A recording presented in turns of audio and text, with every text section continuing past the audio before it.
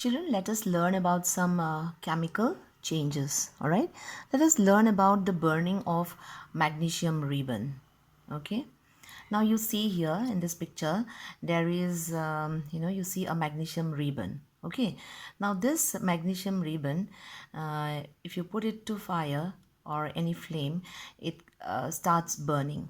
But if this magnesium ribbon is left in the open, the magnesium, it is a metal, it combines with oxygen present in the air, and it forms a coating of a layer of magnesium oxide on the magnesium ribbon, and this prevents the burning of the magnesium ribbon. All right, it takes longer time to burn. So what is done is that this magnesium ribbon, it is cleaned with a sandpaper. All right, and then it is burnt. Okay, now you will see a image here. Just see here, there is a GIF. Okay,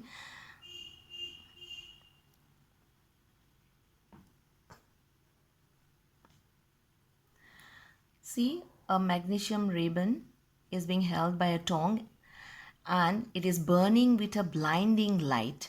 All right, and when it burns like this, UV rays are also produced. Okay, and a person should be wearing lab goggles while doing this experiment. Okay, now when this magnesium ribbon burns with this blinding light, it forms a powdery white substance. All right, and this powdery white substance is nothing but magnesium oxide. So this magnesium, it burns in oxygen, combines with oxygen, and forms a new substance called magnesium oxide. All right, the chemical equation is like this: magnesium, that is Mg plus O2 oxygen, produces magnesium oxide. All right,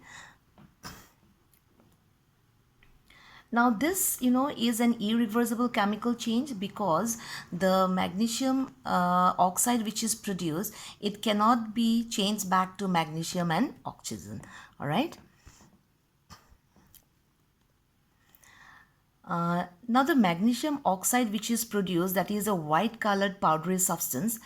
That magnesium oxide, if it reacts with water, it forms a liquid which is called magnesium hydroxide. All right, now this magnesium hydroxide, it has another name. You have come across it in the acid, bases and salts chapter, right? So it is also called milk of magnesia, right?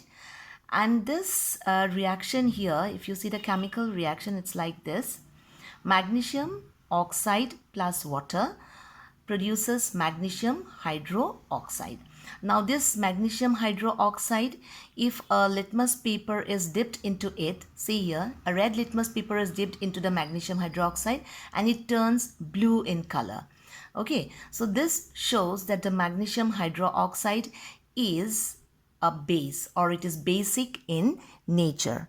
All right, so see here, magnesium oxide combines with water to form magnesium hydroxide. All right, and this reaction, remember, is reversible. So magnesium hydroxide can break down again into magnesium oxide and water. So this is it is a reversible chemical change. Okay, now let us see another activity. Reaction of copper sulfate with iron. All right, reaction of copper sulfate with iron. You see, copper sulfate is it's very beautiful. It looks like crystals, blue crystals. Okay, and these copper sulfate crystals, they can dissolve in water to form copper sulfate solution. See, you see two beakers, the one on the left, the first one, there you see a blue colored liquid. This is formed when the copper sulfate crystals, they are dissolved in water. All right, so here this you can see an iron nail being dipped into the copper sulfate solution.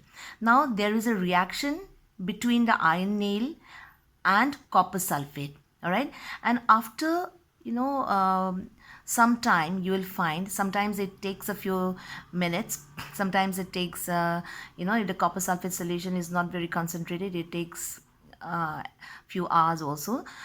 The reaction of iron and copper sulfate produces two new substances. One is ferrous sulfate, that is iron sulfate, and the other is copper. All right. Now this ferrous sulfate or iron sulfate is green in color. Okay. That is why the second beaker you see, it is not blue. The liquid has changed to green color. All right. And the iron nail, it gets deposits of copper on it, and copper is sort of reddish brown in color. I'll show you another image here. Just see here. So here two iron nails have been put in copper sulfate solution, and see they develop copper on them. All right, the iron reacts with the copper sulfate to form iron sulfate, and on the iron nail copper is deposited. All right, the chemical reaction is like this. Copper sulfate plus iron forms iron sulfate plus copper. We can also call it, instead of iron sulfate, we can call it ferrous sulfate also. And the copper, where is it deposited? It is deposited on the iron nail. Okay, you can see, isn't it? Now, okay, copper sulfate is blue and iron sulfate is green in color. Now this copper sulfate and iron, that is the chemical reaction that you see here, CuSO4 plus Fe produces FeSO4, which is iron sulfate and copper.